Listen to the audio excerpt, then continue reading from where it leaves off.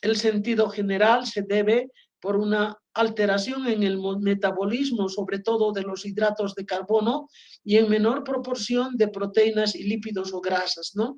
Pero estamos indicando que es de carácter heterogéneo, que es atribuible a veces de predisposición hereditaria o por diversos factores ambientales, donde siempre viene caracterizada una hiperglucemia crónica, ¿no? ¿Y por qué? Por la deficiencia en la producción de insulina, ¿no? Y esto afecta mucho a los diferentes órganos de nuestro organismo, ¿no?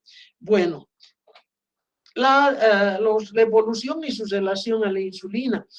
Un paciente normal también presenta normoinsulinemia. Cuando ya existe una predisposición, se eleva la insulina, entonces hay una hiperinsulinemia que puede ser ya registrada, diagnosticada, y en la etapa ya de diabetes baja totalmente la insulina, hipoinsulinemia. Sabemos que la hiperglucemia es un conjunto de defectos crónicos heterogéneos, ¿no es cierto?, por causas diferentes. Puede ser por resistencia periférica a la insulina de las células, ¿no? O por disfunción de las células beta, que no producen la suficiente cantidad de insulina, o la sobreproducción de glucosa por parte del hígado, ¿no? Entonces, todo esto va como consecuencia dar lugar a una hiperglucemia, ¿no? Deterioro de la secreción de insulina o producción excesiva de glucosa por parte del hígado o por parte de las células, la resistencia a la captación de la insulina. Fisiopatología de la diabetes. Diabetes mellitus, causas. En la diabetes mellitus tipo 2, las células no reaccionan a la insulina, como ven acá, presentan resistencia a las células y por eso la glucosa no puede entrar a la célula, acumulándose suficiente glucosa en el torrente circulatorio, ocasionando una hiperglucemia, ¿no? Entonces hay esta resistencia a la insulina, que es la que abre para que las células puedan ingresar, para que la glucosa pueda ingresar a las células, de tal modo que, porque no, las células no reaccionan ante la insulina, no entra glucosa a estas células y queda bastante glucosa en el torrente sanguíneo, ocasionando una hiperglucemia. Vamos a indicar la clasificación de la diabetes mellitus. Se clasifica la diabetes mellitus tipo 1, diabetes mellitus tipo 2, la diabetes mellitus la gestacional, y también hay otro tipo de diabetes por la intolerancia a la glucosa que vamos a ir nombrando y clasificando. Hablaremos de la diabetes mellitus tipo 1. Se caracteriza por la destrucción autoinmune de las células beta pancreáticas, con deficiencia total, casi total, de insulina, ¿no? Entonces, que va avanzando en diferentes estadios. Ahí ya en el segundo estadio, en ayunas, donde la glucemia está mayor a 100 miligramos de decilitro, después ya pasadas las 2 horas aumenta mayor a la hemoglobina glicosilada mayor a 5.7%, y en el tercer estadio ya es muy sintomático, la polidipsia, polifagia, poliuria, pérdida de peso y demás. La diabetes mellitus tipo 2, en esta se produce la pérdida progresiva de estas células beta, que son las que producen la insulina, frecuentemente con resistencia a la insulina. Y la diabetes gestacional, que se diagnostica en el segundo o tercer trimestre del embarazo. Entonces, vamos desglosando cada una de ellas en la clasificación. Vamos a hablar de la diabetes mellitus tipo 1, inciso A, inciso B, diabetes mellitus tipo 2, Inciso C, otros tipos específicos de diabetes mellitus por enfermedades, por fármacos, por productos químicos o por síndromes genéticos. Entonces, dentro de este grupo, estamos indicando diabetes mellitus tipo 1, diabetes mellitus tipo 2 y otros tipos específicos de diabetes mellitus. Por otra parte, en segundo lugar, vamos a hablar de la diabetes gestacional y en la clasificación, en tercer lugar, nombramos la intolerancia a la glucosa.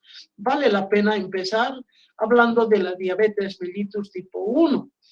Constituye el 10% de las diabetes mellitus primarias. Se manifiestan en personas jóvenes, casi menores de 30 años de edad, en personas delgadas. Al comienzo es brusco y agresivo. Se presenta la manifestación clínica cuando están destruidos cerca del 80 al 90% de las células beta-pancreáticas. Esto se debe a un proceso autoinmune y se manifiesta con cetoacidosis e inestabilidad metabólica. La diabetes mellitus tipo 2 se presenta más del 90% de los casos son referidos a este tipo de diabetes, que tiene un comienzo insidioso. En muchos años hasta es asintomático y se lo descubre cuando van a hacerse otro tipo de estudios. Casualmente ven que estaban ya con su glucemia elevada. En este tipo de diabetes mellitus tipo 2 se manifiesta en personas adultas mayores a 40 años, pero alguna vez también se presenta a menor edad. Generalmente este tipo de personas son personas obesas que se manifiesta debido a la resistencia a la insulina de las células y hay una deficiencia relativa de insulina. Si bien se secretan insulina por las células, pero hay una deficiencia relativa de insulina. Inciso C, otros tipos específicos de diabetes mellitus por defectos genéticos de la secreción de insulina. O hay algunas patologías a nivel del páncreas, enfermedades de Cushing, acromegalia, por la acción de los fármacos, corticosteroides, algunos fármacos, productos químicos, otros síndromes genéticos, anormalidades también cuando se presentan del receptor insulínico pueden desencadenar otro tipo de diabetes mellitus. La diabetes gestacional complica solo un 4% en los embarazos y se resuelve después del parto, se normaliza, ¿no? Entonces hay que simplemente hacer un seguimiento a estos pacientes. Intolerancia a la glucosa dentro de la clasificación en tercer lugar. En este grupo están aquellos pacientes que presentan estados intermedios entre la tolerancia normal a la glucosa y la diabetes mellitus. Entonces, en algunos análisis, sus valores de glucemia son normales y en otros controles están ligeramente ya algo elevados. Entonces, parece ser este un factor de riesgo para luego desencadenar la diabetes mellitus. Estos pacientes son asintomáticos. Después de la clasificación, todavía acá nuevamente hablaremos de la intolerancia a la glucosa. Es una alteración en el metabolismo de los hidratos de carbono que se caracteriza por elevación anormal de la glucosa sanguínea sin alcanzar valores diagnósticos para la diabetes mellitus. ¿Qué quiere decir?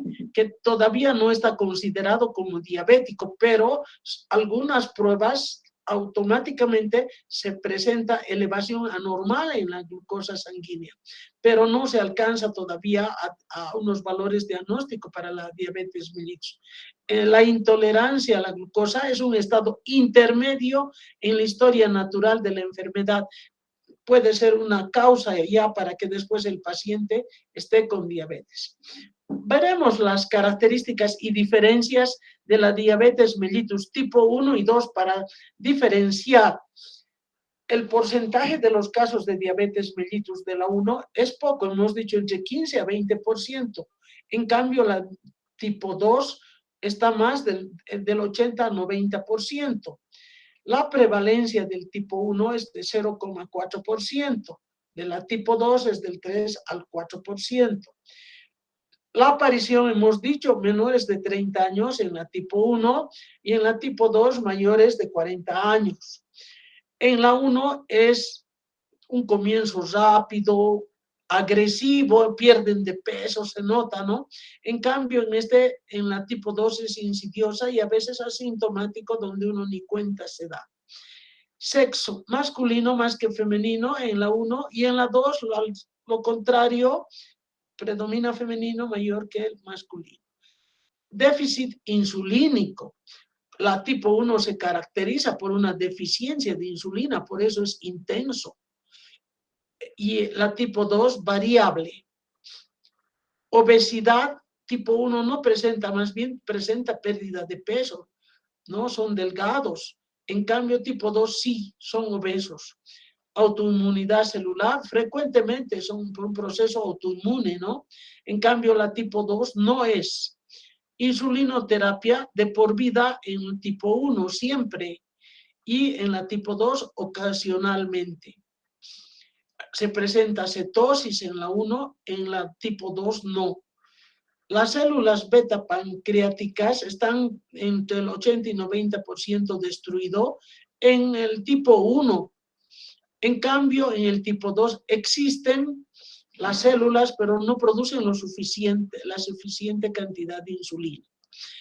Los síntomas que se manifiestan en la diabetes mellitus tipo 1, polidipsia, polifagia, poliuria, pérdida de peso.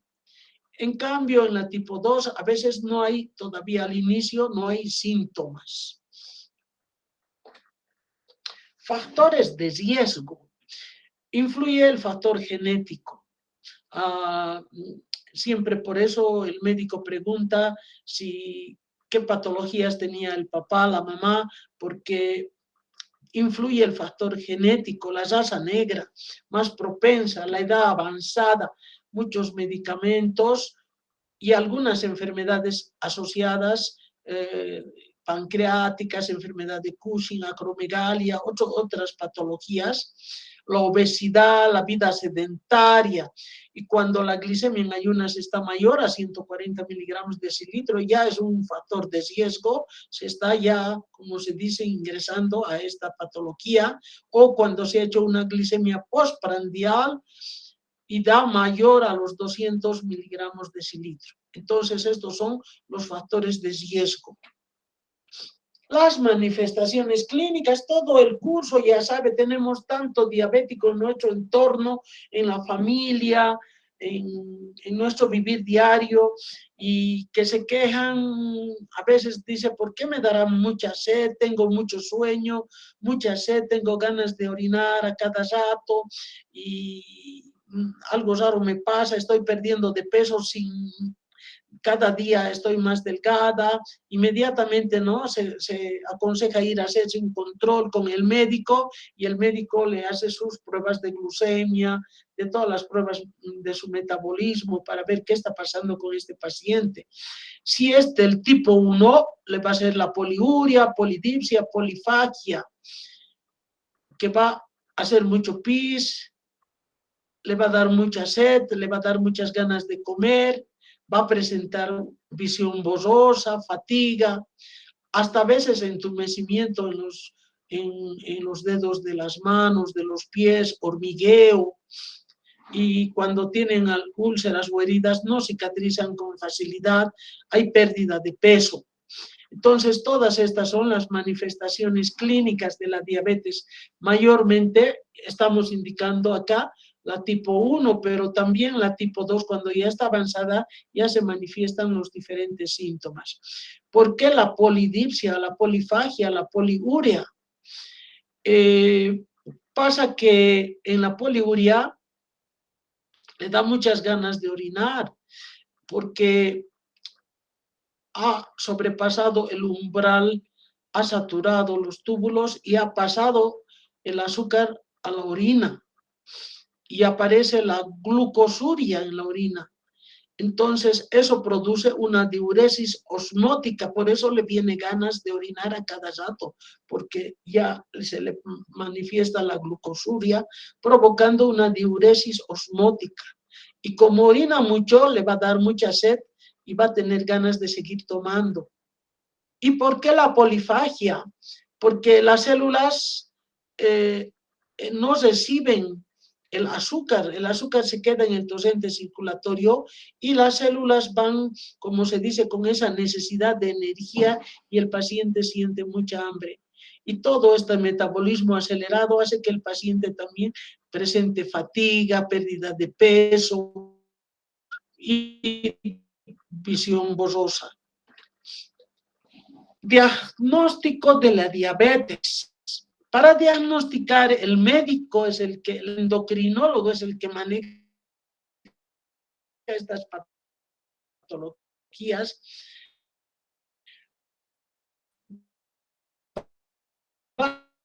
Polidipsia, borrosa, todo lo va a tomar nota y va a ver si va a ver los síntomas del síndrome diabético agudo, que es un conjunto de síntomas ya de la descompensación con que presenta la triada de polidipsia, polifagia, poliuria, pérdida de peso, incluso somnolencia, coma, hasta cetoacidosis.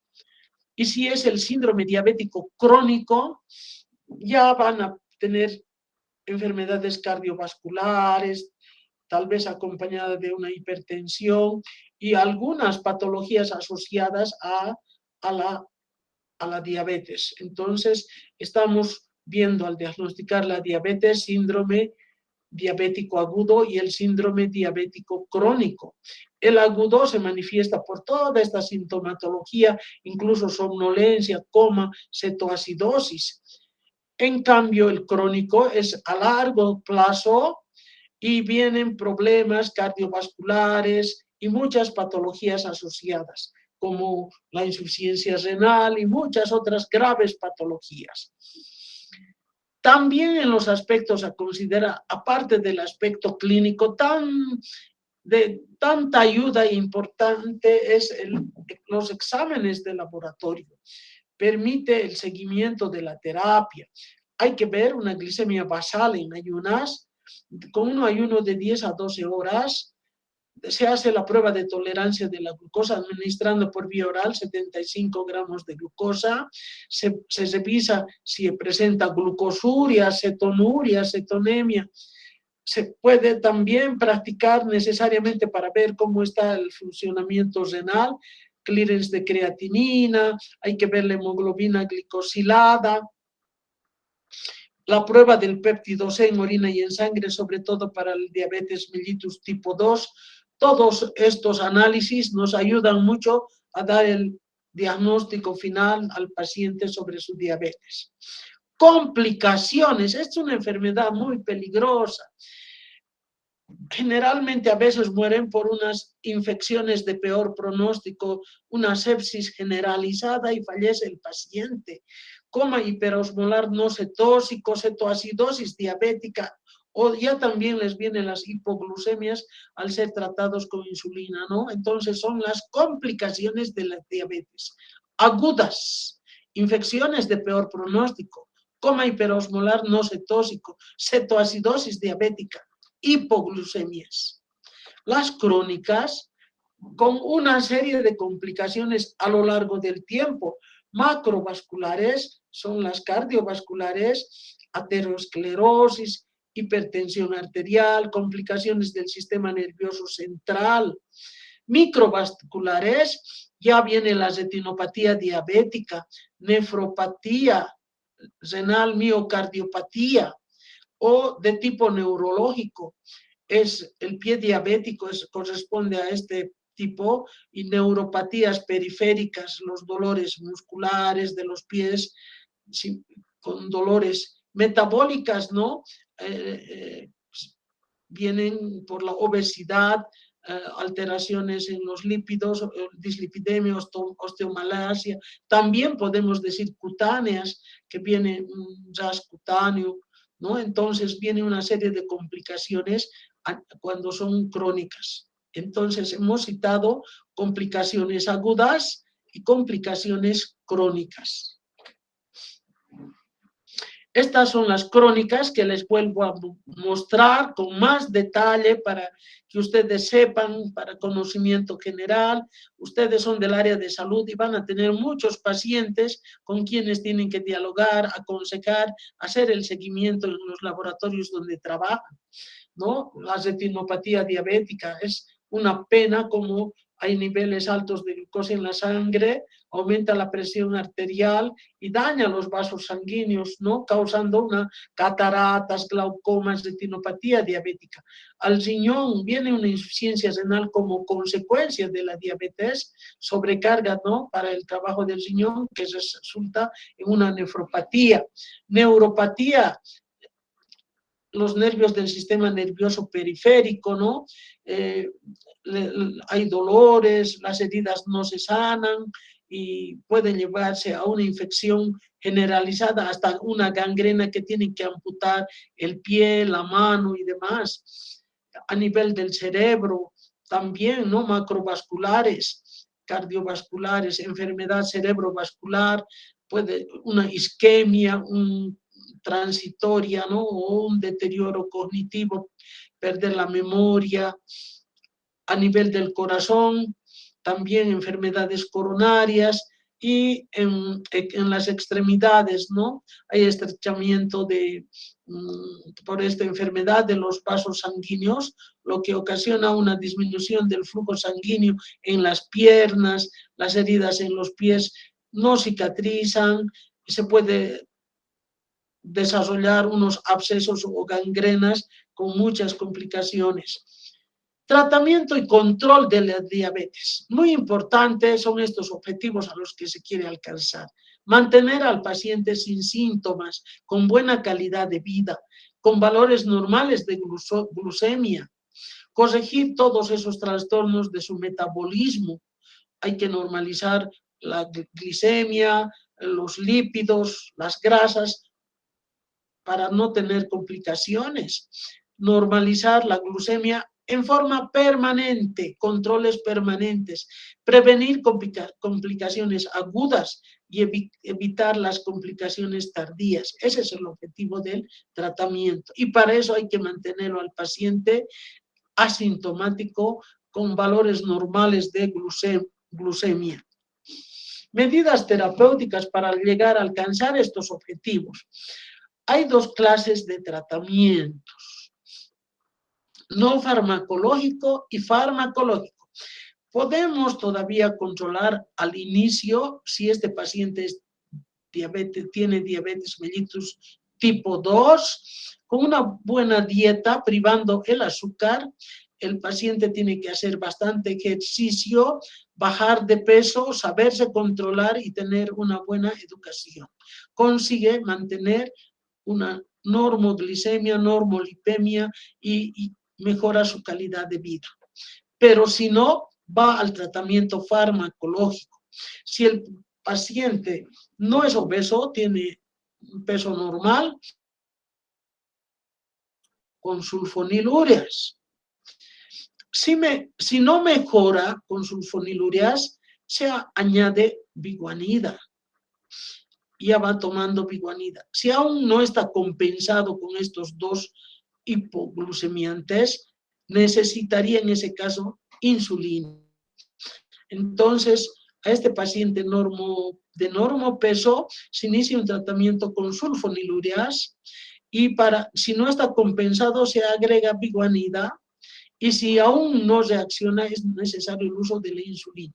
También hay otros hipoglucemiantes como la carbosa, limepirida, troglitazona. Si el paciente es obeso, el tratamiento se empieza primero con biguanidas, porque es anorexígeno y hace adelgazar y quita el apetito. Biguanidas. Si no está compensado, se aumenta sulfonilúreas. Si aún así no se compensa, entonces se recurre al uso de la insulina.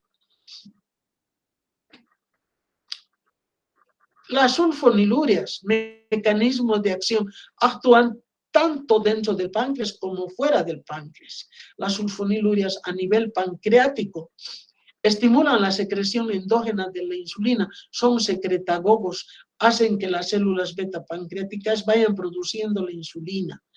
Son secretagogos a nivel extrapancreático, incrementan la sensibilidad a los receptores de insulina. Por otra parte, ocasiona la reducción de formación de glucosa por parte del hígado. Y estas sulfonilúreas todas son metabolizadas por el hígado y excretadas por el riñón. Entonces, mecanismo de acción: a nivel pancreático, secretagogas, y a nivel extrapancreático aumentan la sensibilidad a los receptores de insulina y disminuyen al hígado en la producción de glucosa. Producen lastimosamente, como cualquier medicamento, reacciones adversas por las sulfonilúreas por su composición, produciendo manifestaciones gastrointestinales, náuseas, vómitos, diarreas, también reacciones cutáneas, y cuando se da clorpropamida con alcohol, viene una reacción que es el efecto antabús, está contraindicado, que viene por cefalea, enrojecimiento, taquicardia y todo el efecto antabús con la clorpropamida. Presenta también efectos tóxicos a nivel hematológico, hepático, y una de las reacciones adversas complicadas que hay que manejar con mucho cuidado es la hipoglicemia. Aquí les doy un cuadro que no tienen que saber esto de memoria, es para su conocimiento, un listado de diferentes sulfonilúreas, por que se eliminan por el riñón, otros por el hígado, qué tiempo de duración tiene la acción de estos hipoglucemiantes derivados de las sulfonilúreas, unos en forma de metabolitos activos, otros no, y su dosis para su conocimiento general. Biguanidas. En este grupo podemos nombrar a la metformina, buformina y performina. Estos se absorben a nivel intestinal, sufren poca metabolización, casi se excretan en la orina en forma activa. Lo importante es que estos son anorexígenos y con esto empiezan el tratamiento a los obesos. Incluso algunos, aunque no sean diabéticos, un poco les tratan con este fármaco para regularizar su metabolismo. Entonces, estamos hablando del grupo de las biguanidas. ¿Qué ocasionan? Su mecanismo es extrapancreático. Aumenta la glucólisis anaeróbica. Aumenta la captación periférica tisular de la glucosa.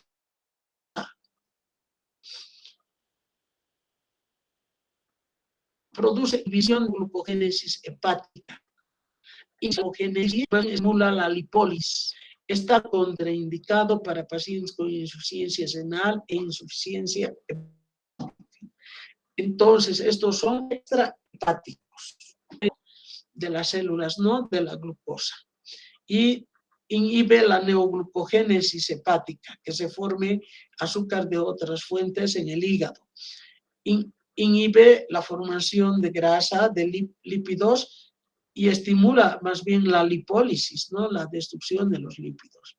Está contraindicado en insuficiencia renal, insuficiencia hepática. Presenta reacciones adversas, vómitos, náuseas, diarrea, anorexia. Son trastornos gastrointestinales parecidos a las sulfonilúreas, pero son anorexígenos. La principal reacción tóxica de las biguanidas, sobre todo cuando se administra más de 200 miligramos día de buformina, es la acidosis láctica, ¿no? Entonces, esa es la reacción tóxica de las biguanidas. Sobre todo, se ve cuando se administra mayor de 200 miligramos día de buformina. Muy bien, seguimos el tratamiento. Hablamos de la insulina.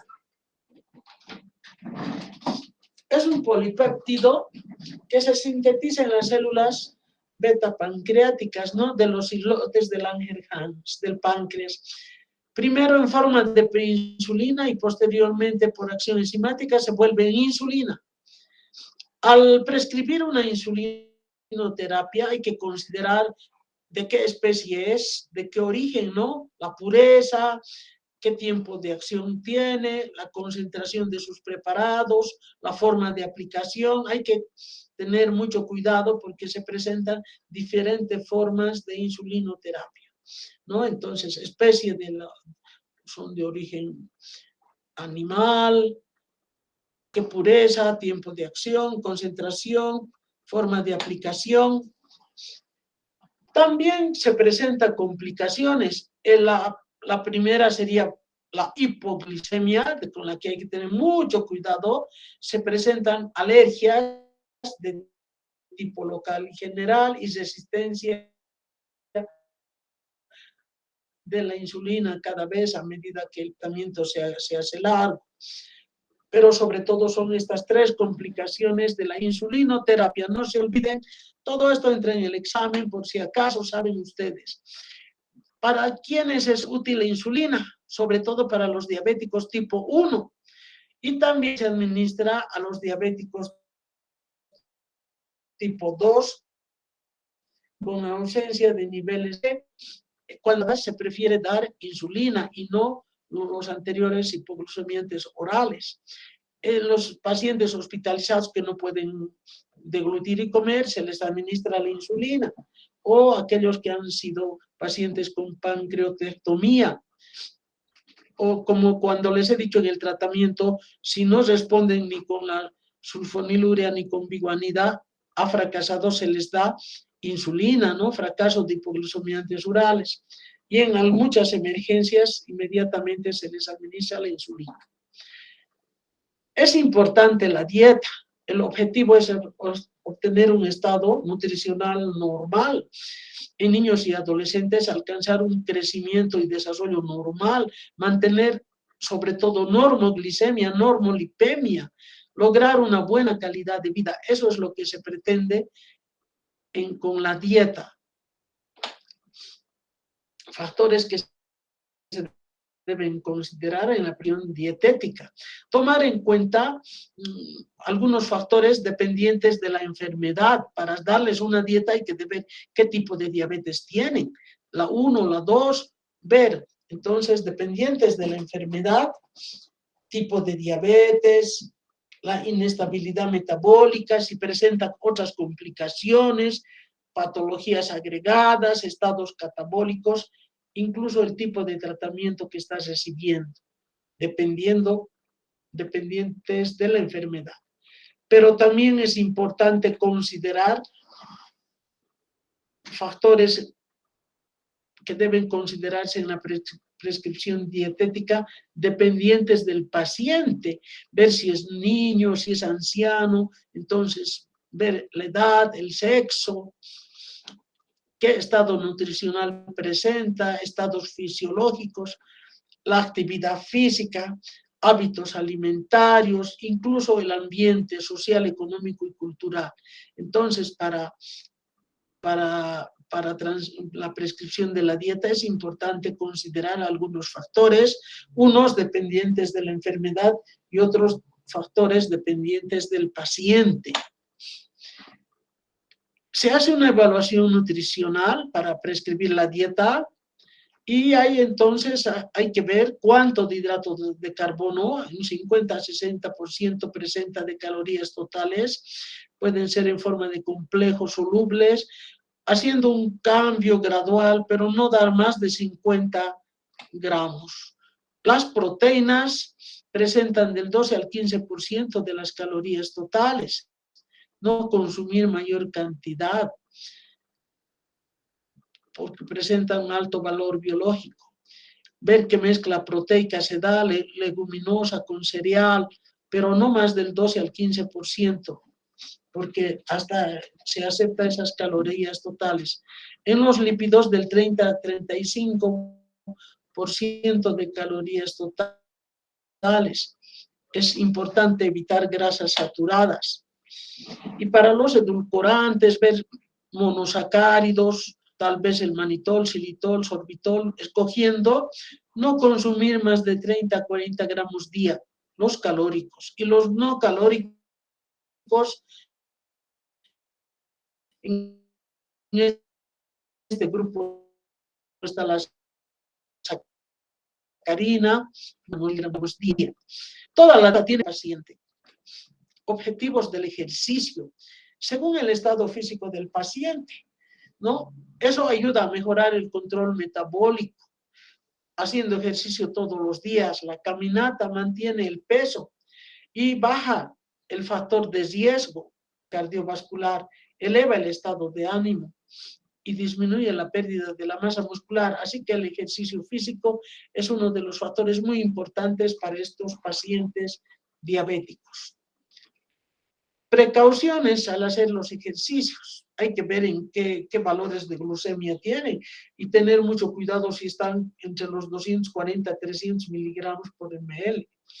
Si es diabético tipo 1, hay que ver el cambio de sitio de la inyección o cambiar la dosis de insulina según los ejercicios que se haga periódicamente.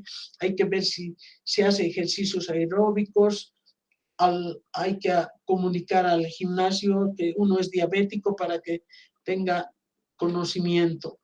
Autocontrol, tan importante es esta parte, motivar al paciente que se acostumbre a esta nueva vida, una estabilidad psicológica, parte de su vida. Tiene que tener una educación continua, evaluación periódica con el médico, siempre tal vez con su glucómetro determinar los parámetros bioquímicos como marcha su glucemia, descripción escrita de la condición metabólica, todas las semanas, los meses, cómo va la condición metabólica y muy importante que esté capacitado para efectuar cambios en la terapia. La neuropatía es para todo lo más importante es controlar los valores de la glucemia, control de la glucemia. Y acá necesita, por los dolores, necesita analgésicos, tópicos, vitaminas, complejo B, anticonvulsivantes, antiarrítmicos. Si tiene pie diabético, verá si es de tipo vascular, neuropático o infeccioso. Se harán exámenes, pedirá esto el endocrinólogo, todo esto maneja el médico, el dermatólogo, verá cómo marcha el músculo esquelético. Es importante hacer análisis neurológico, hacer radiografías. Los tratamientos pueden ser preventivos y curativos para el problema que presenta en el pie diabético. Preventivo tiene que estabilizar su glucemia, tener buena educación, autocontrol. Curativo, reposo, utilización de antibióticos, tal vez drenaje. En último caso, eliminación del tejido, amputación para que no siga aumentando el absceso, revascularización, oxígeno hiperbárico, viendo la situación.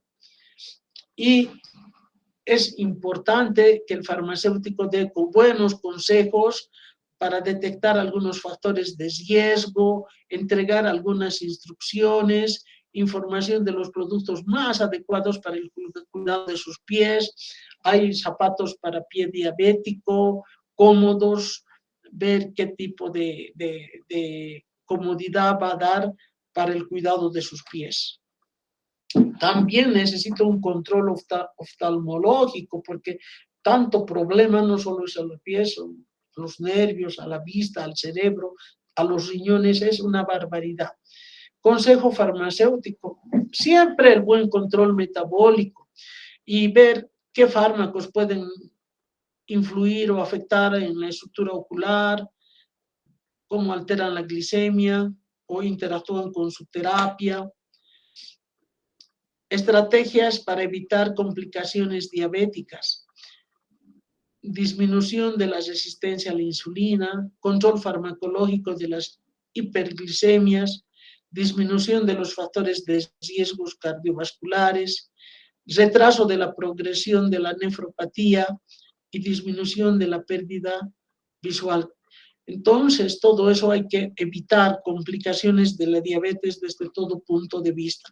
Han visto qué lamentable es esta enfermedad y cuánto paciente tenemos en nuestro entorno, en nuestra vida familiar, en nuestros amigos. La juventud es la belleza más grande, donde vamos comiendo toda clase de chatarras y lastimosamente hay una edad, como se dice, pacientes por los 40 años y empiezan a sentir los primeros síntomas de las complicaciones de estos trastornos metabólicos. Entonces, vale la pena. Suerte que ahora está de moda ser delgadas, la gente ya tiene más cultura.